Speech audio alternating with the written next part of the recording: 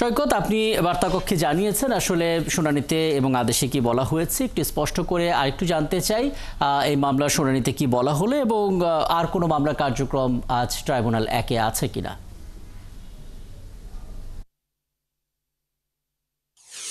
বলছিলেন যে 3টি মামলা আজকে শুনানি হয়েছে, 3টি মামলার এই শুনানি হয়েছে আজকে ট্রাইব্যুনালে, আন্তর্জাতিক অপরাধ ট্রাইব্যুনাল 1-এ শুনানি হয়েছে।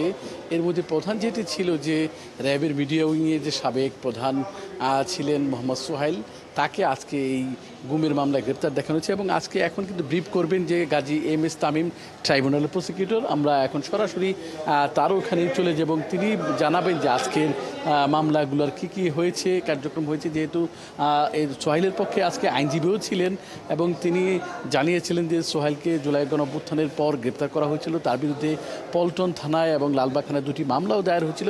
সেই সব মামলায় তিনি উচ্চ আদালত থেকে জামিনে আছেন, কিন্তু পরবর্তীতে তারা জানেন যে তাকে এই মানবতা বিরুদ্ধে অপরাধের মামলায় বা ট্রাইব্যুনাল থেকে তার বিরুদ্ধে গ্রেপ্তারি পরোয়ানা জানানো হয় এবং সেই বিষয়ে কিন্তু আজকে তার বিরুদ্ধে গ্রেপ্তারি পরোয়ানা হয়। তো এখন এই মুহূর্তে প্রসিকিউটর গাজী এম.এস. তামিম তিনি কথা বলবেন এবং তার বিষয়ে কিন্তু তিনি জানাবেন যে আজকে মামলার বিষয়। আমরা সরাসরি চলে যাই।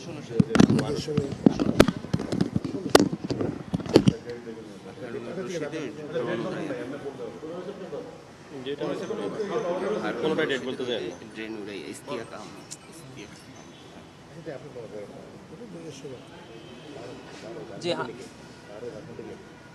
2012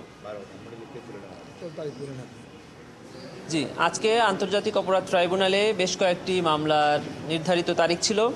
তার মধ্যে জুলাই আগস্ট গণঅভ্যুত্থান চলাকালে মিরপুরে সংগঠিত মানবতা বিরোধী অপরাধের মামলার তদন্ত প্রতিবেদন দাখিলের দিন ধার্য ছিল। প্রসিকিউশনের পক্ষ থেকে একটি আবেদন করা হয়েছে, কারণ তদন্ত সংস্থা এখনও তদন্ত কার্য সম্পন্ন করতে পারেনি। যেহেতু মিরপুর একটি বড় এলাকা এবং সেখানে অসংখ্য ছাত্র জনতাকে হত্যা এবং নির্যাতন করা হয়েছে, সেজন্য মামলার তদন্তের জন্য 3 মাস সময়ের আমরা আবেদন করেছিলাম। আমরা আশা করছি যে আরও কম সময়ে তদন্ত সংস্থা তদন্ত কার্যক্রম সম্পন্ন করবে। মাননীয় ট্রাইব্যুনাল আমাদের উক্ত আবেদনটি মঞ্জুর করে 3 মাস সময় দিয়েছেন আমাদেরকে। মিরপুরে এম.এম. মইনুল ইসলাম সহ আরও বেশ কয়েকজন আসামি এই মামলায় গ্রেফতার আছে, আর বেশ কয়েকজন মামলায় আসামি পলাতকও আছে। আর একটা বিষয় ছিল, সেটা হলো জুলাই আগস্ট গণঅভ্যুত্থান চলাকালে ড্রোন ব্যবহার করে এবং হেলিকপ্টারের মাধ্যমে গুলিবর্ষণ করে ছাত্র জনতার অবস্থান নির্ণয় করা এবং তাদেরকে হত্যা করা।